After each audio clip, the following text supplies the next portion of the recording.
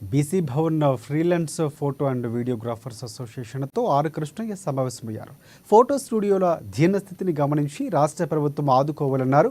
వారు కోవిడ్ నుంచి పడుతున్న ఇబ్బందులు వ్యవస్థపరంగా దౌర్జన్య స్థితికి చేరుకున్నారని చెప్పారు.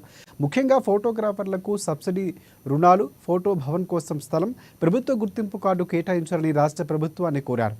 ఫోటోగ్రాఫర్ల డిమాండ్లను రాష్ట్ర ప్రభుత్వం వరకు చేరవేయాలని కూడా సూచించారు. ఈ సమావేశంలో పలువురు ప్రముఖ ఫోటో అసోసియేషన్ మెంబర్లు పాల్గొన్నారు. వీడియోగ్రాఫర్స్ ఆధ్వర్యంలో కూడా ఇటీవల పెద్ద సదస్సు ఎగ్జిబిషన్ జరపడం జరిగింది.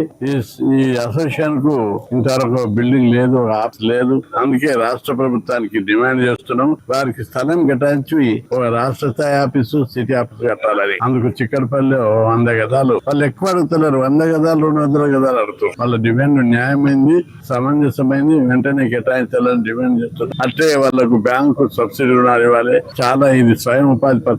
ఈ పథకం కింద వాళ్ళకి లోన్లు, అదే విధంగా ఐడెంటిటీ కార్డులు ఇవన్నీ ఏర్పాటు చేయాలని చెప్పి రాష్ట్ర ప్రభుత్వాన్ని నేను డిమాండ్ చేస్తాను.